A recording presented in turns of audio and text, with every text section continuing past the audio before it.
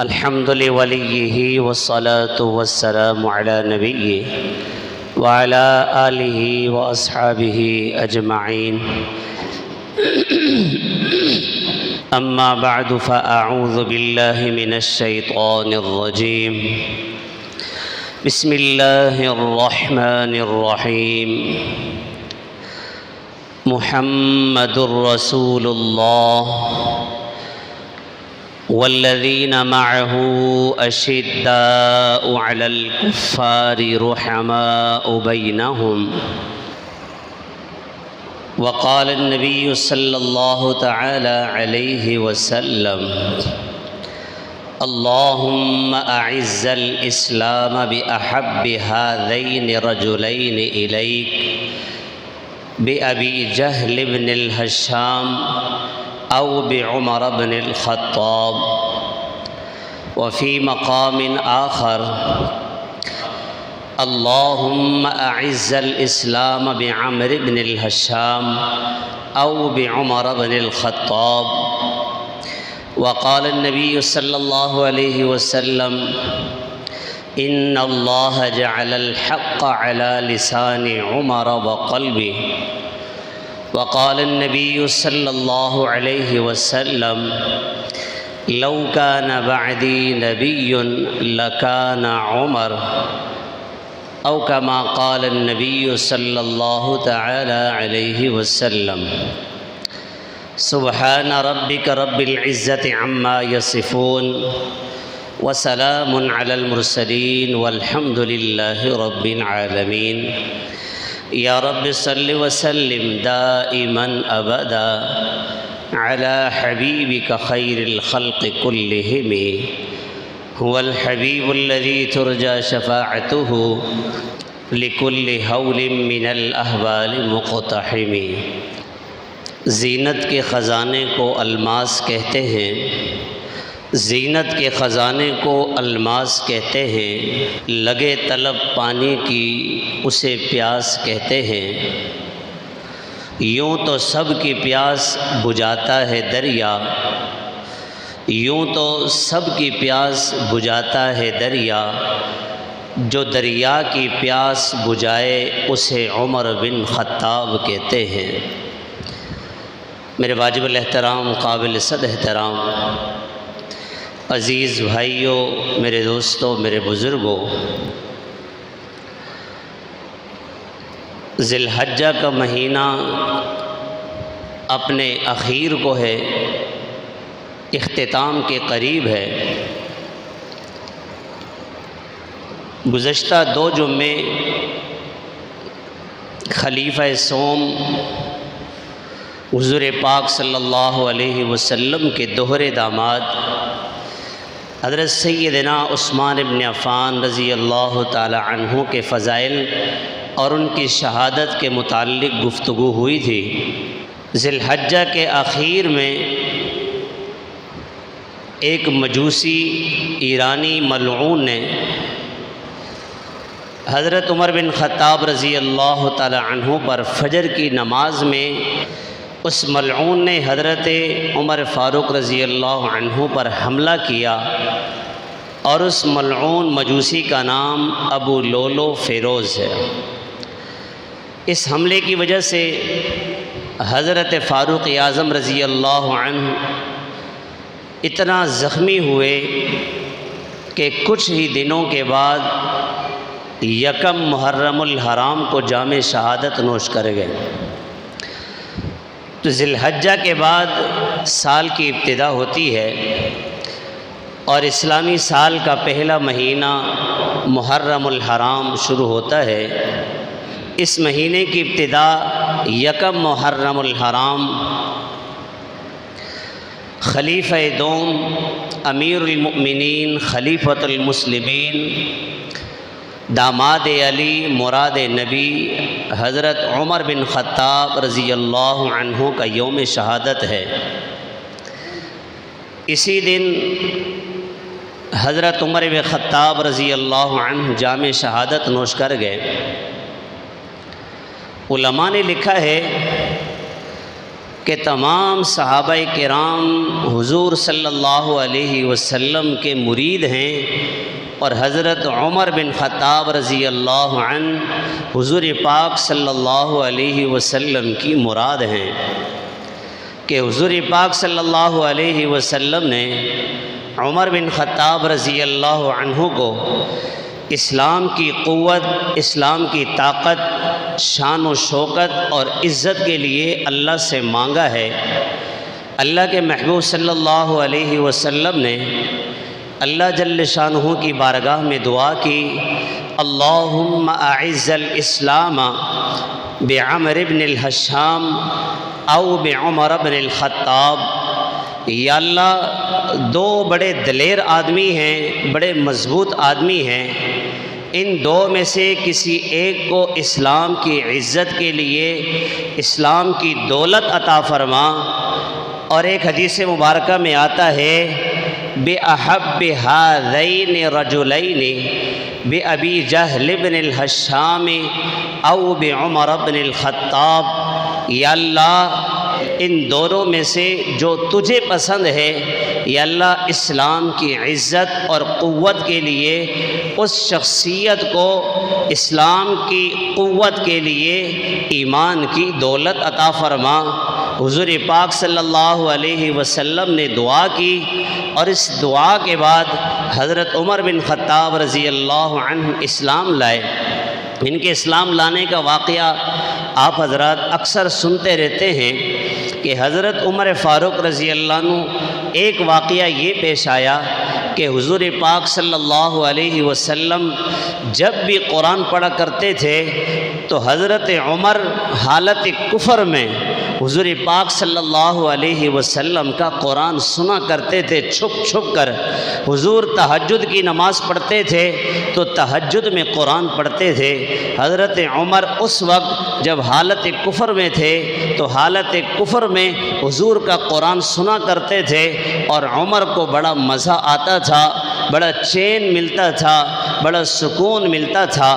ایک مرتبہ میرے اور آپ کے پیغمبر حضرت محمد مصطفیٰ صلی اللہ علیہ وسلم تہجد کی نماز پڑھ رہے تھے اور قرآن کی تلاوت کر رہے تھے، سورہ حاقہ پڑھ رہے تھے، الحاقۃ ما الحاقہ وما ادراک ما الحاقہ کذبت ثمود وعاد بالقارعہ۔ یہ پڑھتے جا رہے ہیں، پڑھتے پڑھتے فلا اقسم بما تبصرون وما لا تبصرون انہ لقول رسول کریم۔ تو حضرت عمر قرآن سنتے ہوئے کہنے لگے، ما اشعرہ، کتنے پیارے اشعار ہیں، کتنے بہترین اشعار ہیں۔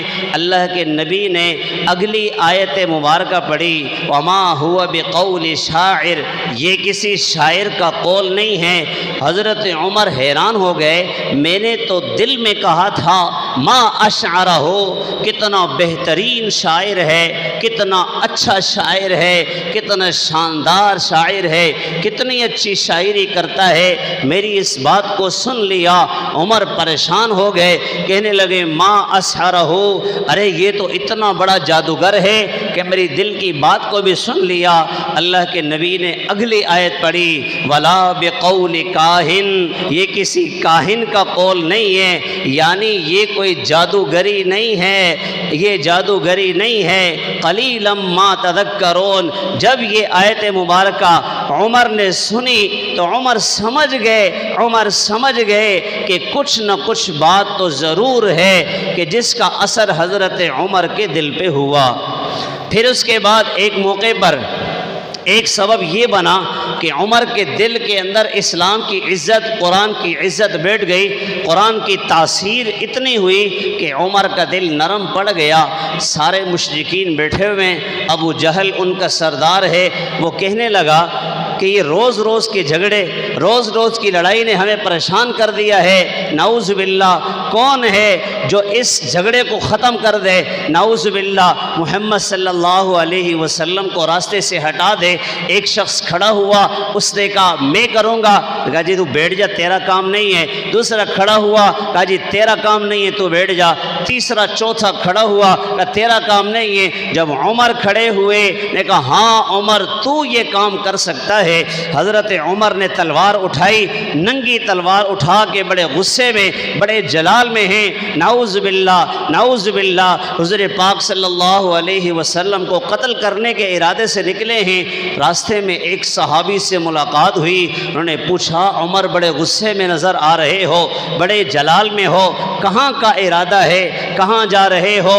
عمر کہنے لگے نعوذ باللہ میں محمد کو قتل کرنے جا رہا ہوں۔ وہ صحابی کہنے لگے کہ محمد کو تم کیا قتل کرو گے؟ محمد صلی اللہ علیہ وسلم کو کیا قتل کرو گے؟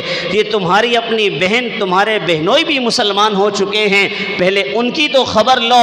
عمر غصے میں بھر گئے، غصہ آ گیا کہ میری اجازت کے بغیر میری بہن اور بہنوئی نے اسلام قبول کر لیا، میری اجازت کے بغیر۔ عمر سیدھا اپنے بہن کے گھر گئے، جب دستک دی تو اندر سے دروازہ کھولنے کے لیے جب بہن آئی اور جو صحابی انہیں قرآن پڑھا رہے تھے وہ اندر کہیں چھپ گئے، عمر اندر گئے اور اندر جا کر بہنوئی سے کہا کیا تم بے دین ہو گئے ہو؟ نعوذ باللہ کیا تم صابی ہو گئے ہو؟ یعنی تم نے اپنا دین چھوڑ دیا ہے۔ بہنوئی نے کہا اگر دوسرا دین حق ہے تو ہم نے قبول کر لیا ہے۔ حضرت عمر نے بہنوئی کو مارنا شروع کیا، آخر ان کی بیوی تھی اور بیوی آگے بڑھی اپنے شوہر کو بچانے کے لیے، اپنے شوہر کی حفاظت کے لیے آگے بڑھتی ہے۔ عمر نے اپنی بہن کو بھی دو چار تھپڑ لگائے، عمر کی بہن گرتی ہیں، لہو لہان ہو جاتی ہے۔ عمر کی بہن کہتی ہیں عمر ہمارے دل سے اسلام کی عظمت نکالنا چاہتے ہو، ہمارے دل سے اسلام نکالنا چاہتے ہو، ہمارے دل سے کلمہ نکالنا چاہتے ہو۔ عمر جس خطاب کے بیٹے تم ہو اسی خطاب کی بیٹی میں بھی ہوں، جس ماں کا دودھ تم نے پیا ہے اسی ماں کا دودھ میں نے بھی پیا ہے۔ عمر تم ہماری جان تو لے سکتے ہو لیکن ہم سے کلمہ دل سے نہیں نکلوا سکتے، یہ کلمہ ہم سے نہیں چھین سکتے۔ عمر حیران ہو گئے کہ یہ میری بہن ہمارے سامنے تو تیز آواز سے بات نہیں کرتی تھی، اب اتنی دلیر ہو گئی ہے، اتنی بہادر ہو گئی ہے۔ جب دیکھا تو نیچے صفحہ پڑا ہوا ہے، اس صفحے پہ قرآن لکھا ہوا تھا۔ حضرت عمر کی زندگی بدلنی تھی۔ جب اس صفحے کو دیکھا، اس کو دیکھ کر حضرت عمر نے جب اسے پڑھنا شروع کیا، اس میں کیا لکھا تھا؟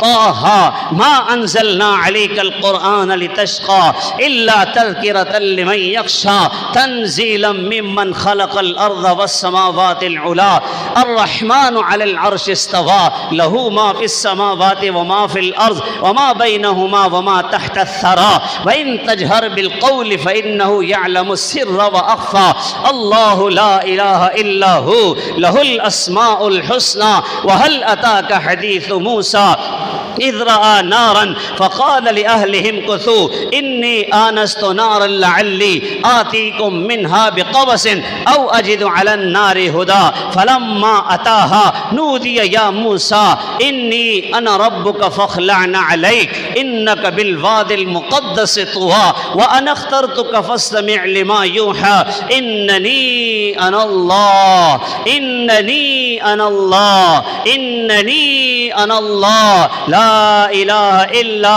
انا فاعبدنی واقم الصلاۃ لذکری۔ عمر جب اس آیت پہ پہنچے تو عمر تھر تھر کانپنے لگے اور اپنی بہن سے کہنے لگے جس در کی غلامی تمہیں حاصل ہے مجھے بھی اسی در کا غلام بنا لو، مجھے بھی اسی در کا غلام بنا لو۔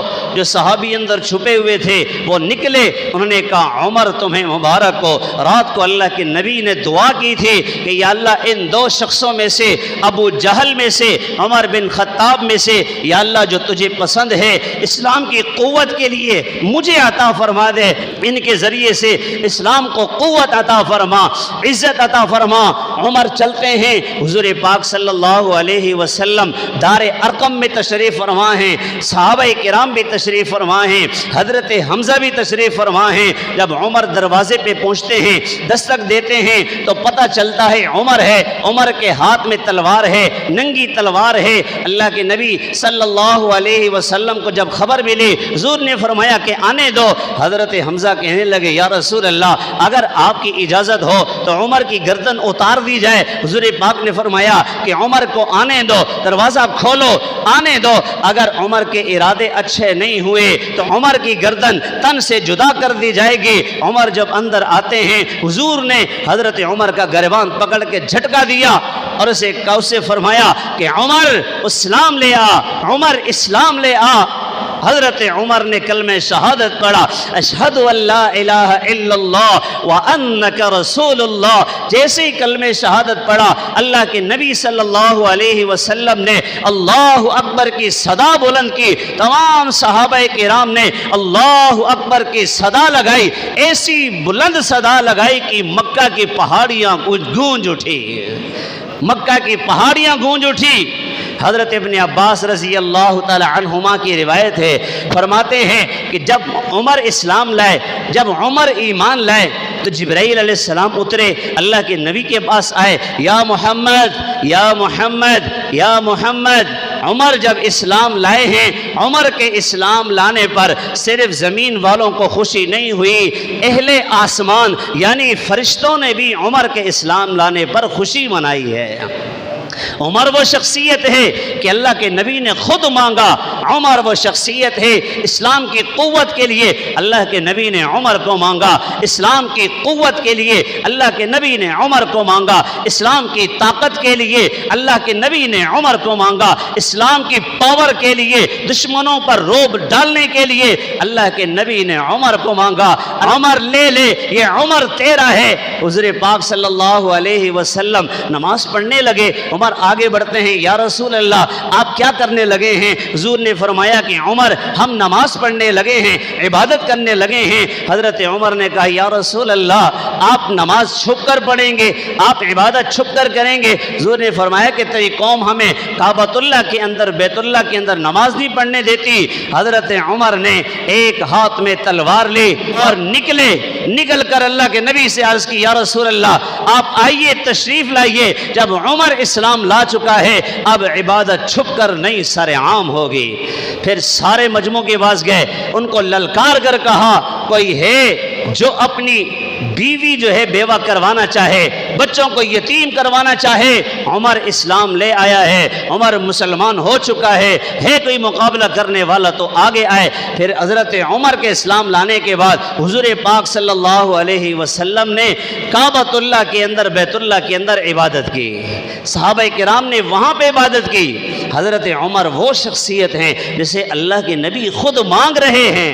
اللہ اکبر کبیرہ، اللہ کے نبی نے قسم کھا کے فرمایا، اللہ کے نبی نے قسم کھا کے فرمایا کہ قسم ہے اس ذات کی جس کے قبضے قدرت میں میری جان ہے، عمر جس راستے سے تو گزر جائے شیطان اس راستے سے نہیں گزرتا، شیطان وہ راستہ تبدیل کر لیتا ہے۔ ان اللہ جعل الحق علی لسان عمر وقلبی، میرے اور آپ کے محبوب آقا کا فرمان 100% اس پہ ہمارا ایمان۔ میرے اور آپ کے محبوب نے فرمایا ان اللہ جعل الحق علی لسان عمر وقلبی، اللہ نے عمر کی زبان پر، اللہ جل شانہ نے عمر کے دل پر حق کو جاری کر دیا ہے۔ عمر کی زبان بولتی ہے تو حق بولتی ہے، عمر کا دل جو سوچتا ہے تو وہ حق سوچتا ہے۔ اللہ اکبر کبیرہ، حضرت عمر اتنی بڑی شخصیت، اللہ کے محبوب صلی اللہ علیہ وسلم نے فرمایا لو کان بعدی نبی لکان عمر، میرے بعد نبی کوئی نہیں ہے۔ آپ سب کا ہمارا عقیدہ ہے کہ حضور آخری نبی ہیں، اب حضور کے بعد کوئی نبی نہیں آئے گا، حضور کے بعد اب کوئی نیا نبی نہیں آئے گا، حضور آخری نبی ہیں۔ ما کان محمد ابا احد من رجالکم ولکن رسول اللہ وخاتم النبیین، انا خاتم النبیین لا نبی بعدی۔ اللہ نے قرآن میں بھی فرما دیا میرے محبوب آپ آخری نبی ہیں، حضور نے اپنے فرمان میں بھی فرما دیا کہ میں آخری نبی ہوں، لا نبی بعدی، اب میرے بعد کوئی نبی نہیں آئے گا۔ لیکن حضرت عمر کے لیے فرمایا لو کان بعدی نبی لکان عمر، اگر میرے بعد کوئی نبی ہوتا تو وہ عمر ہوتا۔